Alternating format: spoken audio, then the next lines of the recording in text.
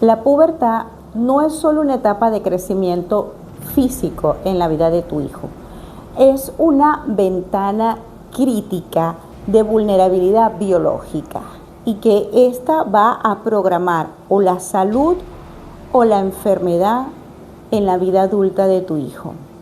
Si tú observas que antes de la pubertad se están presentando esas banderitas rojas, como por ejemplo un aumento rápido de peso, o que tiene peso normal pero estás observando esa acumulación de grasita en su barriguita, o tu hijo todo el tiempo está cansado, que tú crees que es flojera, o lo observas ansioso, pero ansioso por comer comidas dulces, o has observado que tu hijo en las noches se la pasa antes de dormir scrolleando redes sociales y al otro día se despierta muy cansado.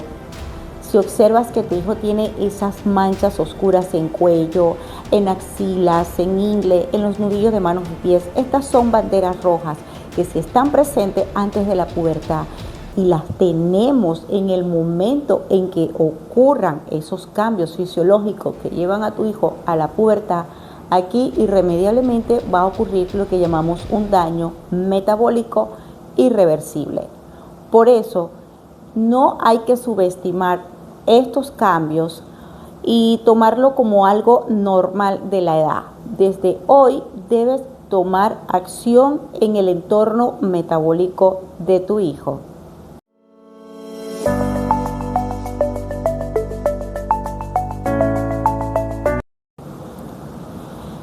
¿Y por qué es importante este punto y por qué me llamó la atención este niño de 9 años que estuvo en una terapia intensiva, que esta madre la sufrió tanto y me escribió? Y lo hermoso, de hecho, dedico este video a esta mamita y a ese niño, porque esta mamá me menciona que se está educando cada día más para saber de qué se trata el hígado graso, que fue también uno de los diagnósticos con lo que salió este niño de la terapia intensiva.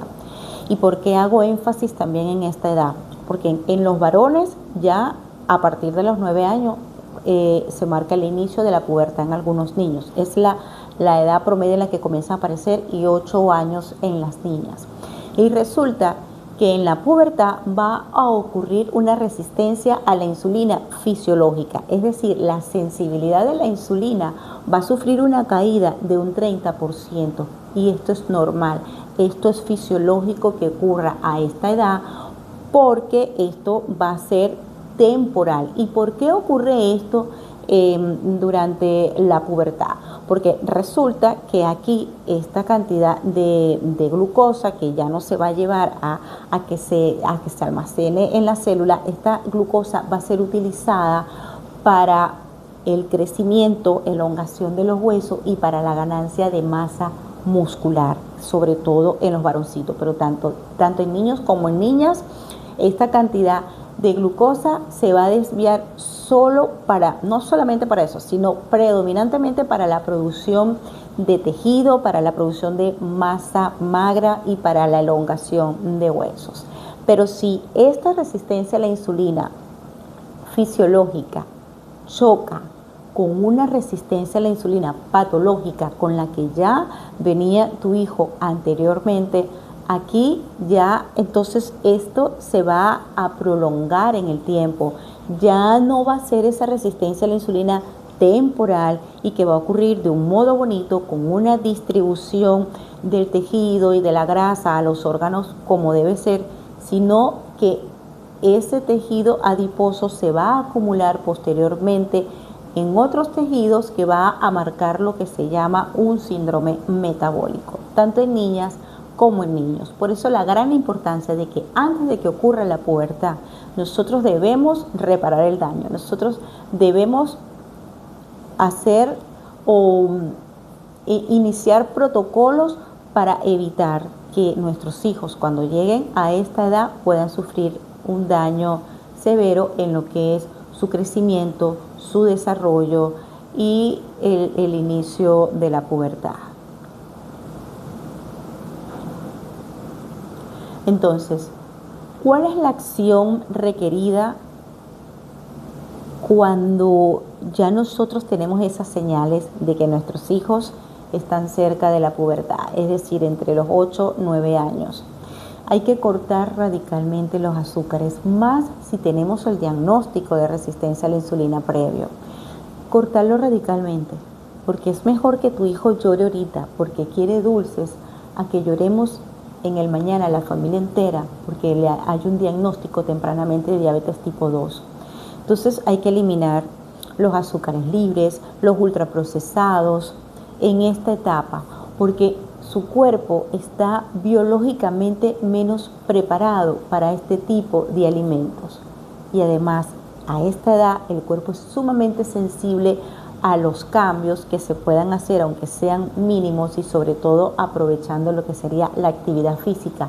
No solamente la actividad física de correr, la de cardio, sino de fuerza muscular. Entonces, repasando, la resistencia a la insulina, que es natural y que es para inducir el crecimiento, elongación de huesos, ganancia de músculo, se va a convertir en una enfermedad agresiva y que puede ser incluso hasta irreversible o permanente.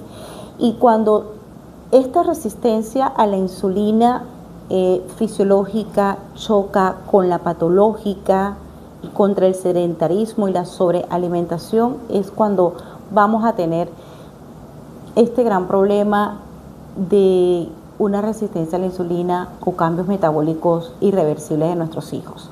Entonces tenemos dos cosas: resistencia a la insulina fisiológica, que es temporal; resistencia a la insulina patológica, que se puede convertir en una condición permanente si no tomamos acción rápido, y es la que le voy a explicar dentro de un rato. Resistencia a la insulina fisiológica promueve estatura, crecimiento óseo, elongación de huesos, masa muscular, desarrollo, mientras que una resistencia a la insulina patológica, ¿a qué lleva? Promover grasa visceral, la grasa tóxica. La resistencia a la insulina fisiológica es un estado biológico sano, mientras que la resistencia a la insulina patológica es una hiperinsulinemia severa. Por eso es que tenemos que hacer lo posible de que no exista este choque antes de la pubertad. Entonces, como primera directriz, no te conformes en la consulta, y ojo con esto, con que a tu hijo se le haga una sola prueba de glucosa en ayunas, porque esta le va a salir normal. Si tu hijo tiene resistencia a la insulina, la glucosa en ayunas le va a salir normal. Pídele a tu pediatra, pídele a tu médico de cabecera que le pida niveles de insulina basal también, y le solicite el cálculo del índice OMAIR para detectar la resistencia patológica a la insulina y comenzar a tomar acción lo más pronto posible. Entonces, hay otro engaño, que es un parámetro que lo hacemos, incluso lo hacemos nosotros en estas consultas que se hacen rápido de pediatría, de unos 20 minutos de duración apenas, donde solamente le tomamos el peso, la talla y le calculamos el índice de masa corporal, y ahí podemos decirle a la mamá, bueno, si nos dio dentro de lo normal este percentil para la edad, bien sea del niño o de la niña, decirle está normal, no pasa nada. Pero resulta que el índice de masa corporal es una métrica clínica que está obsoleta y que oculta a niños que visualmente se ven delgados, pero que por dentro pueden estar repletos de una grasa visceral tóxica. Es decir, sus órganos están ahogados en una grasa visceral, mientras que el otro niño que también dio un índice de masa corporal dentro de lo normal es un niño que tiene un músculo denso protector, pero a ambos niños pueden darme un índice de masa muscular dentro de lo normal, porque este parámetro no me va a distinguir entre la grasa y el músculo. Entonces, el músculo, yo siempre le hablo del músculo a mis pacientes en pediatría y también en los videos. El músculo es un escudo metabólico que se tiene que empezar a trabajar desde temprana edad con la alimentación, y una vez que nuestros niños puedan hacer una actividad física que implique fuerza, comenzar a hacer la actividad física de fuerza. Por ejemplo, tirar brincar la cuerda, el ejercicio de subir, bajar la carretilla. Esos son ejercicios que pueden hacer incluso desde que inician el preescolar. Eso de que tu pediatra ya solamente utilice una balanza tradicional y solamente medir, no, ya está muy obsoleto para utilizarlo como parámetros antropométricos y basarnos solamente en eso. Hay que medir masa muscular, hay que medir grasa visceral y se debe medir, muy importante, el perímetro de la cintura. Ahora, hay algo muy importante cuando existe este choque, cuando ya llegó la pubertad y existe este choque entre la resistencia a la insulina, la fisiológica y la patológica. En las niñas ocurre lo que se llama un dismorfismo, que es provocado por los estrógenos, y ya no va a haber esa distribución grasa-ginoide que es lo normal. El flujo endocrino normal va a provocar una distribución grasa hacia caderas, muslo, preparando a ese cuerpo de la mujer para la reproducción. Cuando tenemos esta resistencia a la insulina patológica y ya está esta alteración metabólica, va a haber una distribución de la grasa que va a detonar lo que se llama el síndrome de ovario poliquístico. Entonces, si ya tu hija alcanzó la pubertad y está presentando menstruaciones irregulares, que casi no le viene el periodo, que cuando le viene con dismenorrea, esto no es normal, que son menstruaciones abundantes, acné, una distribución del vello facial en la cara, en abdomen, en nalgas, demasiado también vello en los brazos, en los muslos. Esto no es normal que ocurra. Esto no lo debemos normalizar como, ay, no, es que esto es algo propio de la edad, está en plena fase del desarrollo, por eso es que se ve más gordita y por eso es acné. No, si están ocurriendo estos síntomas, ciclos menstruales irregulares, dismenorreas, dolores o cólicos menstruales muy fuertes, menstruaciones muy abundantes, se le desapareció la regla, le viene, no le viene, el vello facial anómalo, mamá, papá, hay que actuar de inmediato porque no es un problema, no es algo normal de la adolescencia. Y ahora, ¿qué pasa con los varoncitos? En los varoncitos, la grasa excesiva va a actuar como una inmensa fábrica de una enzima que se llama aromatasa. Y esta enzima es la que roba o va a transformar esa testosterona libre en estrógeno.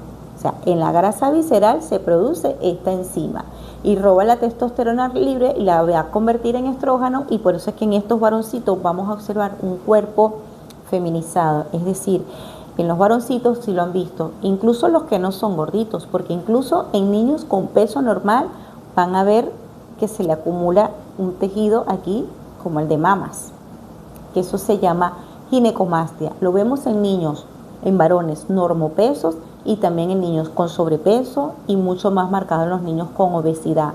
¿Por qué pasa esto? Porque como su testosterona a través de la aromatasa se está convirtiendo en estrógeno, va a haber una distribución de la grasa como se debe distribuir en la mujer, en la parte del pecho, que serían los senos en las mujeres, y en las caderas. Ustedes van a observar varoncitos con unas caderitas algo parecida a la del cuerpo de una mujer.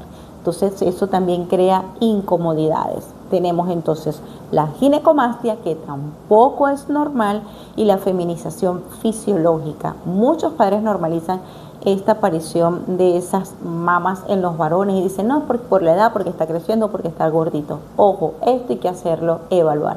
Incluso antes de que comience el bullying, porque es muy frecuente en mi consulta que los niños han llegado con los senos que se los han apretado los compañeritos de clase a modo de juego, y han llegado con inflamaciones, con patologías de mama inflamatorias por esto.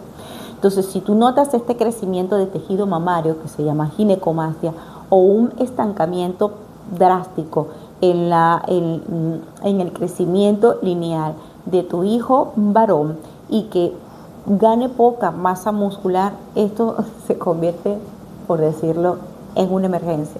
Porque es que aquí va a ocurrir de todo, desde que él no se sienta bien consigo mismo hasta el tema del bullying en el colegio. Entonces, a esta grasa visceral tenemos que verla como un tejido depredador, y más en esta etapa de la vida de tu hijo, que es una etapa de crecimiento biológico, pero muy vulnerable si no tomamos acción a tiempo. La grasa visceral no es un almacén pasivo de grasita y ya, ni de exceso de energía tampoco. Es un tejido biológicamente activo, inflamatorio, tóxico, que asfixia al hígado, al páncreas, incluso al corazón desde dentro. Entonces, como métrica crítica de riesgo que se debe evaluar en las consultas de pediatría es el índice cintura-talla. Aquí medimos la circunferencia de la cintura de tu hijo, medimos la talla y sacamos un índice que es una fórmula sencillita, la cintura entre la talla. Si el resultado es mayor de 0,5, tu hijo está en riesgo cardiometabólico. Tú vas a agarrar, ¿cuánto puedes agarrar una cinta métrica en tu casa? Si te sabes la talla de tu hijo, también con una cinta métrica marcas y mides la cintura de tu hijo, pasándola por donde está el ombligo, ¿ok? En expiración, lo pones a la pared y mides la talla de tu hijo. Entonces vas a dividir eso que te dio en centímetros, lo que te dio la circunferencia abdominal, entre la talla de tu hijo, y eso te va a dar un índice. Si te da más de 0,5, ya estamos hablando de riesgo cardiometabólico. Y usted nos está diciendo que hay exceso de grasa visceral acumulada dentro del abdomen de tu hijo.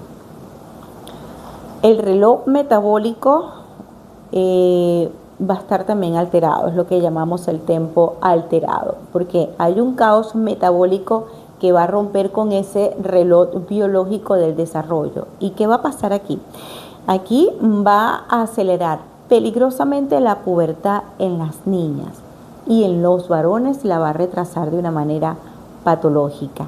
Entonces vamos a ver niñitas que cuando ocurre este choque de estas resistencias a la insulina, el crecimiento de las niñas se va a ver comprometido, porque ya aparece una pubertad temprana, una aparición de menstruaciones tempranamente, y ya a partir de esta edad la niña deja de crecer y es la que se te va a quedar pequeñita y es la que se te desarrolló primero que el resto de las niñas. ¿Y qué va a pasar en los varones? Va a haber una desaceleración de su crecimiento, un retraso muy patológico en la ganancia de talla y en la ganancia de masa muscular. Entonces, como criterio endocrinológico de urgencia, hay que acudir a un especialista si observas signos puberales antes de los 9 años, en las niñas, o una ausencia total de desarrollo en los niños ya después de los 14 años de edad. Entonces, ¿qué es lo otro que ocurre? En el reloj metabólico hay algo que llamamos el tempo alterado. Aquí, como hay un caos metabólico que va a romper ese reloj biológico de tu hijo cuando está llegando a la pubertad, ¿qué va a ocurrir? Va a haber una aceleración peligrosa en las niñas y una desaceleración patológica en los varones. Entonces, en las niñitas su crecimiento va a estar comprometido, porque resulta que la pubertad se va a adelantar y van a ocurrir menstruaciones tempranamente, y ya cuando esta niña, que no tenía que haber menstruado a esa edad, lo hace, se detiene su ganancia de talla, y es la niñita que tiene una menstruación mucho antes que el resto de sus amiguitas, de su entorno, de su salón de clase, de sus amistades que tienen la misma edad. Y también es la niñita que al principio se veía más grande que el resto, pero después es la que se te va a quedar pequeñita y con una edad de niñita y con un cuerpo también de mujercita, por esa distribución de grasa que está ocurriendo tempranamente en estas niñas. Por eso se considera como un crecimiento acelerado peligroso. ¿Y qué ocurre en los varones? Se va a estancar el estiramiento, la ganancia de talla, y también se va a ver alterado la ganancia de masa muscular. Entonces, como criterio endocrinológico de urgencia es que debes acudir al especialista y hacer evaluar si observas que en tu niña antes de los 8 años puedan estar ocurriendo cambios puberales, y en un varoncito que ya alcanzó los 14 años de edad ni siquiera está presentando un signo de desarrollo. Y después de todo esto, ¿qué hago, mamá? ¿Qué hago, papá? Bueno, en mi consulta yo siempre afianzo algo que se llaman 5 pilares de acción. 5 pilares de acción para el rescate metabólico de tu hijo, y que los vengo y los repaso cada día en la gran mayoría de mis videos. Como ese daño metabólico puede hacerse irreversible si no actuamos a tiempo, pero es profundamente reversible si con esos 5 pilares y como un gran equipo lo empezamos desde hoy mismo. Porque aquí la familia entera tiene que adoptar la estructura, porque no va a ser solamente el niño el que tiene que desarrollar estos 5 pilares. Es la familia entera como un gran equipo, porque ellos son la base inquebrantable de nuestra biología evolutiva. Entonces, en el protocolo familiar, aquí no es que vamos a hacer una dieta aislada.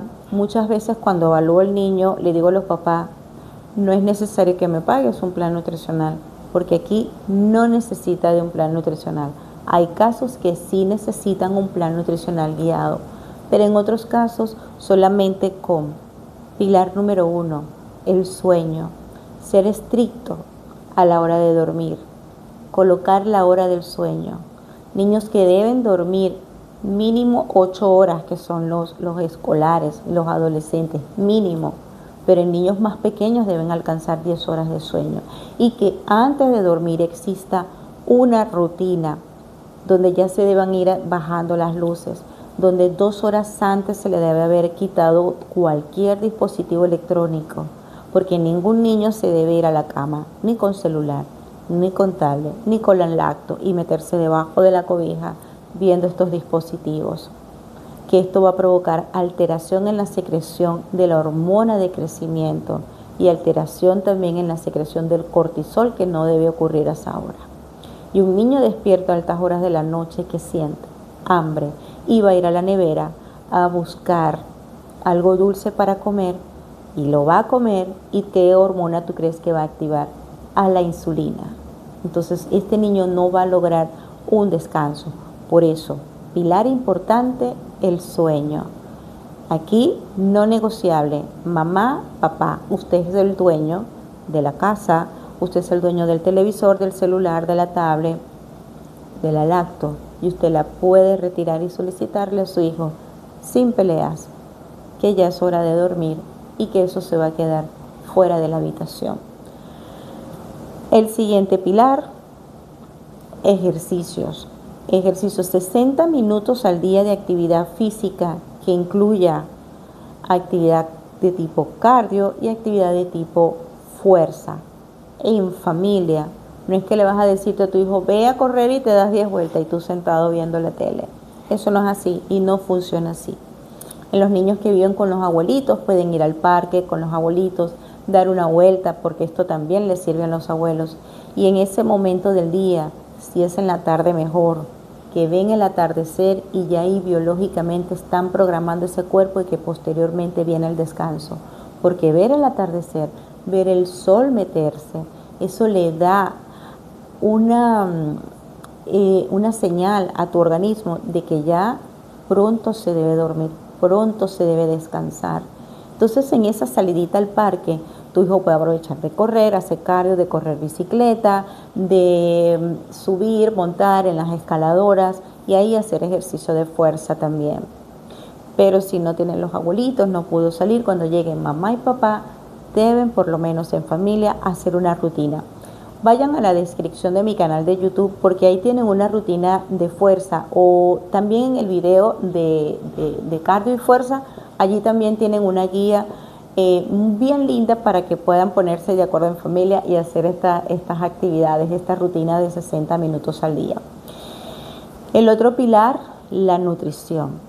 Aquí en la consulta yo sí les digo cuáles son las pautas de lo que sería una alimentación saludable de acuerdo al contexto clínico de cada paciente. Hay quienes van a necesitar un plan y hay quienes no, porque simplemente se les va a decir lo que debe retirar. Y ya saben que si tenemos los signos de alarma, primordial y no negociable, el retiro de los azúcares libres y de los ultraprocesados. Con solamente hacer eso, ya íbamos a conseguir que en 3 meses esa resistencia a la insulina patológica desaparezca del cuerpo de tu hijo, y si ya esté cerca de la pubertad, la resistencia a la insulina que él va a tener va a ser la fisiológica, la temporal, y que no va a poner en riesgo su salud. Como cuarto pilar, la hidratación. Solo agua, mamá, papá, más nada. Tu hijo no necesita jugos, no necesita ni el jugo natural ni el jugo ultraprocesado. Agua con sus goticas de limón y una pizca de sal. Y ya tú vas a ver que incluso le puede hasta gustar, pero solamente agua. Y como el pilar base, el principal, el mejor, el que no debe faltar independientemente de cómo esté creado el grupo familiar, se llama el pilar familia, porque todo esto se logra con el apoyo de la familia. ¿Y por qué le digo que la familia es el gran equipo? Porque aquí todos, no es solamente el niño que tiene sobrepeso, no es solamente el adolescente que le diagnosticaron resistencia a la insulina, todos deben seguir el mismo patrón y colaborar.